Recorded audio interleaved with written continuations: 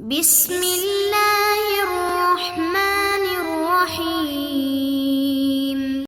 السلام علیکم ورحمۃ اللہ وبرکاتہ۔ عزیز طلباء، آج اثار السنن کا سبق نمبر 119 ہے، اور اس سبق کے اندر ہم باب ما جاء فی عدم التورک پڑھیں گے۔ گزشتہ باب جو ہم نے پڑھا تھا وہ تھا باب ما جاء فی التورک، وہ روایات، وہ حدیث جو تورک کے بارے میں وارد ہوئی ہے۔ تو آج جو عدم تورک کے بارے میں روایات ہیں ان کو پڑھیں گے، اور ائمہ کے دلائل بھی ذکر کریں گے۔ گزشتہ سبق میں ہم نے مذاہب ائمہ پڑھ لیے تھے کہ کون سے مذہب، کس امام کا کون سا مذہب ہے، تو آج ہم دلائل پڑھیں گے ان مذاہب کے۔ اس باب کے تحت علامہ نبوی رحمہ اللہ تعالی نے 3 احادیث ذکر کی ہیں جن میں یہ بیان ہوا ہے کہ نماز میں تورک نہیں کیا جائے گا۔ تو آج کے سبق میں ہم ان احادیث کا ترجمہ اور تشریح پڑھیں گے۔ باب ما جاء فی عدم التورک، یہ باب ہے ان روایات کے بیان میں جو عدم تورک کے بارے میں وارد ہوئی ہیں۔ اس کی پہلی حدیث عن عائشہ رضی اللہ تعالی عنہا قالت کان رسول اللہ صلی اللہ علیہ وسلم یستفتح الصلاة بالتکبیر والقراءة بالحمد للہ رب العالمین، وكان اذا ركع لم يشخص رأسه ولم يصوبه ولكن بين ذلك، وكان إذا رفع رأسه من الركوع لم يسجد حتى يستوي قائما، وكان إذا رفع رأسه من السجدة لم يسجد حتى يستوي جالسا، وكان يقول في كل ركعتين التحية، وكان يفرش رجله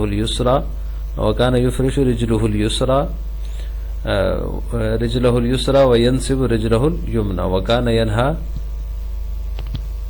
عن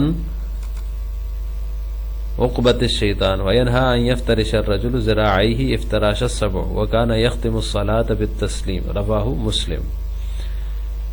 اس روایت کا ترجمہ یہ کہ حضرت عائشہ رضی اللہ تعالی عنہا سے مروی فرماتی ہیں کہ رسول اللہ صلی اللہ علیہ وسلم تکبیر کے ساتھ نماز شروع فرماتے، والقراءۃ بالحمد للہ رب العالمین، اور الحمد للہ رب العالمین کی قراءت سے شروع فرماتے، اور جب آپ رکوع فرماتے تو اپنا سر مبارک نہ اٹھاتے، لم یشخص راسہ، اپنا سر مبارک نہ اٹھاتے، ولم یصوبہ، اور نہ جھکاتے، ولیکن بین ذالک، لیکن اس کے درمیان میں رکھتے، بین کیفیت ہوتی۔ وکان اذا رفع راسہ من الرکوع، جب رکوع سے سر اٹھاتے، لم یسجد، سجدہ نہ فرماتے، حتی یستوی قائما، یہاں تک کہ سیدھے کھڑے ہو جاتے۔ وکان اذا رفع راسہ من السجدہ، اور جب سجدے سے سر اٹھاتے، لم یسجد حتی یستوی جالسا، سجدہ نہ کرتے یہاں تک کہ جب تک سیدھے نہ بیٹھ جاتے۔ وکان یقول فی کل رکعتین التحیہ، اور آپ ہر 2 رکعتوں میں التحیات پڑھتے۔ وکان یفرش رجلہ الیسریٰ، وکان یفرش رجلہ الیسریٰ، اور آپ اپنا بایاں پاؤں کھڑا رکھتے۔ وینصب رجلہ الیمنیٰ، بائیں پاؤں کو بچھا لیتے، یفرش بائیں پاؤں کو بچھا لیتے، وینصب رجلہ الیمنیٰ، اور دائیں پاؤں کو کھڑا رکھتے۔ وکان ینہی عن عقبۃ الشیطان، اور شیطان کی طرح بیٹھنے سے منع فرماتے۔ وینہی ان یفترش الرجل، اور منع فرماتے کہ آدمی اپنے ذراعیہ افتراش السبع، اپنے بازوؤں کو بچھا دے جس طرح کہ درندہ بچھاتا ہے، یا پھیلا دے جس طرح کہ درندہ پھیلاتا ہے۔ وکان یختم الصلاۃ بالتسلیم، اور اپنی نماز کو آپ صلی اللہ علیہ وسلم سلام کے ساتھ ختم فرماتے تھے، رواہ مسلم، اس کو مسلم نے روایت کیا ہے۔ اس باب کی اگلی روایت عن وائل بن حجر رضی اللہ تعالی عنہ قال صلیت خلف رسول اللہ صلی اللہ علیہ وسلم فلما قعد وتشہد فرش قدمہ الیسریٰ علی الارض وجلس علیہا، رواہ سعید بن منصور والطحاوی واسنادہ صحیح۔ وائل بن حجر رضی اللہ تعالی عنہ سے مروی فرماتے ہیں کہ میں نے رسول اللہ صلی اللہ علیہ وسلم کے پیچھے نماز پڑھی، فلما قعد، جب آپ قعدہ فرماتے یا جب آپ بیٹھتے، وتشہد، اور فلما قعد، جب آپ بیٹھے، وتشہد، اور تشہد پڑھی، فرش قدمہ الیسریٰ، یا فرش قدمہ الیسریٰ، تو آپ نے اپنے پاؤں مبارک زمین پر بچھا دیا، بایاں پاؤں، الیسریٰ بایاں پاؤں، وجلس علیہ، اور اس کے اوپر بیٹھ کے۔ رواہ سعید بن منصور والطحاوی، اس کو سعید بن منصور نے روایت کیا، طحاوی نے روایت کیا، اور اسنادہ صحیح، اور اس کی سند جو ہے صحیح درجے کی ہے۔ تیسری روایت ہے وعن عبداللہ بن عمر رضی اللہ تعالی عنہما قال من سنت الصلاة ان تنصب قدم اليمنى واستقباله باصبعها القبلة والجلوس على اليسرى رواہ النسائی واسنادہ صحیح۔ عبداللہ بن عمر رضی اللہ تعالیٰ عنہما سے روایت فرماتے ہیں کہ نماز کی سنت یہ ہے کہ ان تنصب القدم الیمنی، کہ دایاں پاؤں کھڑا کرنا، واستقبالہ باصبعها القبلہ، اور اس کے پاؤں کی انگلیاں قبلہ رخ کرنا، والجلوس علی الیسرى، اور بائیں پاؤں پر بیٹھنا۔ رواہ النسائی، اس کو نسائی نے روایت کیا، واسنادہ صحیح، اور اس کی سند صحیح درجے کی ہے۔ اب اس باب کی جتنی بھی احادیث ہیں باب ما جاء فی عدم التورک، تو اس میں عدم تورک کا بیان ہے۔ اس سے پہلا جو باب ہے جس کے تحت ایک حدیث بیان ہوئی اس میں تورک کا بیان ہے کہ آپ نے نماز میں تورک فرمایا، تو اس میں ہم نے گزشتہ سبق میں مذاہب ائمہ پڑھ لیے تھے۔ امام ابو حنیفہ رحمہ اللہ تعالیٰ کے ہاں دونوں قادوں میں افتراش مسنون ہے، امام مالک رحمہ اللہ تعالیٰ کے ہاں دونوں میں تورک مسنون ہے، امام شافعی رحمہ اللہ تعالیٰ کے ہاں جو ہے وہ اگر جو ہے وہ 4 رکعت والی نماز ہے تو آخری قاعدہ جو ہے، دوسرا قاعدہ جو ہے اس میں تورک ہوگا اور باقی میں سب میں افتراش ہوگا۔ امام احمد رحمہ اللہ تعالیٰ کے نزدیک جو ہے وہ، بلکہ امام شافعی رحمہ اللہ تعالیٰ کے نزدیک پہلے قاعدے میں افتراش اور دوسرے میں تورک ہے، جبکہ امام احمد رحمہ اللہ تعالیٰ کے نزدیک اگر رباعی نماز ہے، 4 رکعت والی نماز ہے، تو اس میں آخری قاعدے میں تورک ہوگا، افتراش نہیں ہوگا۔ تو اب ان احادیث کے پڑھنے کے بعد ہمیں دلائل اچھی طرح سمجھ میں آئیں گے۔ تو حنفیہ کا یہ مذہب ہے کہ دونوں قاعدوں میں افتراش مسنون ہے، تو ان کی دلیل اس باب کی روایات ہیں جو ہم نے باب ما جاء فی عدم التورک کے تحت ابھی پڑھی ہیں، ان میں واضح طور پہ موجود ہے۔ جیسے کہ دوسری حدیث آپ دیکھ لیں، وائل بن حجر رضی اللہ تعالیٰ عنہ کی، وہ کہہ رہے ہیں کہ میں نے آپ صلی اللہ علیہ وسلم کے پیچھے نماز پڑھی تو آپ صلی اللہ علیہ وسلم نے اپنے بائیں پاؤں کو بچھایا زمین پر اور اس کے اوپر بیٹھ گئے۔ اور آخری جو حدیث ہے عبداللہ بن عمر رضی اللہ تعالیٰ عنہ کی، وہ فرما رہے ہیں کہ من سنت الصلاۃ ان تنصب القدم الیمنی، دائیں پاؤں کو کھڑا رکھنا نماز کی سنت ہے اور اس کی انگلیاں قبلے کی طرف ہوں، والجلوس علی الیسرى، اور بیٹھنا جو ہے وہ بائیں پاؤں پر ہے، دائیں کے اوپر نہیں ہے۔ تو لہٰذا اس سے واضح طور پر پتہ چلتا ہے کہ دونوں قاعدوں میں جو ہے وہ افتراش ہی ہوگا،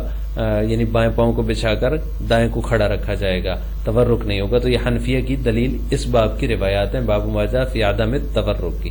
شافعیہ جو کہ کہتے ہیں کہ پہلے قاعدے میں افتراش ہے اور دوسرے میں تورک مسنون ہے ان کے نزدیک، تو اگر 4 رکعت والی نماز ہے پہلے قاعدے میں افتراش کریں گے، دوسرے میں تورک کریں گے، تو ان کی دلیل جو ہے وہ باب سابق باب ما جاء فی التورک کی حدیث ہے۔ تو اس حدیث سے استدلال کرتے ہوئے انہوں نے یہ مذہب اختیار کیا کہ پہلے قاعدے میں افتراش ہوگا، یعنی پاؤں بچھا کر دایاں پاؤں کھڑا رکھا جائے گا، اور دوسرے قاعدے میں جو آخری قاعدہ ہے اس میں تورک ہوگا۔ اس کا جواب یہ ہے کہ مذکورہ احادیث کے قرینے سے، یعنی جو باب ما جاء فی عدم التورک کے تحت ہم نے احادیث پڑھی ہیں، ان احادیث کے قرینے سے وہ جو حدیث ہے جس کے اندر تورک کا بیان ہے آخری قاعدے میں، تو یعنی باب سابق باب ما جاء فی التورک کے تحت جو مذکور ہے وہ جو ہے وہ عذر پر یا بیان جواز پر محمول ہوگی۔ تیسرا مذہب امام مالک رحمہ اللہ تعالیٰ کا تھا، وہ فرماتے ہیں کہ دونوں میں تورک کیا جائے گا، دونوں قاعدوں میں، قاعدہ اولا میں بھی اور قاعدہ اخیرہ میں بھی۔ تو ان کی دلیل جو ہے حضرت ابن عمر رضی اللہ تعالیٰ عنہ کا فعل ہے کہ حضرت ابن عمر رضی اللہ تعالیٰ عنہ تورک کیا کرتے تھے، تو اس کا جواب یہ ہے کہ یہ عذر کی وجہ سے تھا، یعنی انہوں نے جب تورک کیا تو وہ عذر کی وجہ سے کیا، اور واضح طور پہ وہ حدیث ہے میں فرما رہے ہیں، موطا امام مالک کی ایک حدیث ہے، فقال عبداللہ بن عمر، حضرت ابن عمر رضی اللہ تعالیٰ عنہ فرماتے ہیں کہ میں نے بیماری کی وجہ سے ایسا کیا، تو وہ عذر کی وجہ سے تھا، اس سے یہ ثابت نہیں ہوتا کہ نماز میں دونوں قاعدوں میں تورک کیا جائے گا۔ اس کے بعد دوسرا مسئلہ جو اس باب کے تحت بیان کیا جاتا ہے وہ ہے عورت کا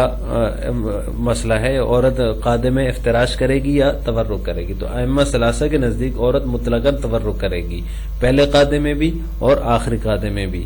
امام شافعی رحمہ اللہ فرماتے ہیں جلوس المرأة کا جلوس الرجل، جس طرح مرد بیٹھتا ہے اسی طرح عورت بھی بیٹھے گی۔ امام شافعی الگ ہیں اور باقی تینوں ائمہ، امام احمد بن حنبل، امام ابو حنیفہ اور امام مالک رحمہ اللہ، یہ ایک طرف ہیں۔ اب یہ جمہور ہیں تو جمہور کے جمہور کے دلائل جو ہیں وہ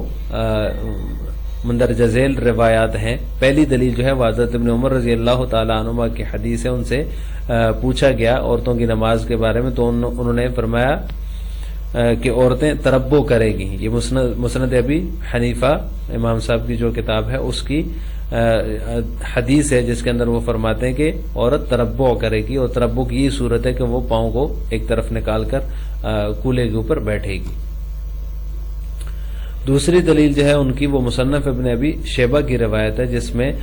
تربعن اذا جلسن فی الصلاۃ, جب وہ نماز کے لیے بیٹھیں تو تربو کریں. تو تربو کے معروف معنی تو چوکڑی مار کر بیٹھنا ہے, لیکن مراد اس سے وہ ہے جو مسلم کی ایک روایت میں ابن زبیر کی مرفوع حدیث ہے اس میں ہے کہ ان نبی صلی اللہ علیہ وسلم اذا قعد فی الصلاۃ جعل قدمه اليسرى بین فخذه وساقطا وفرش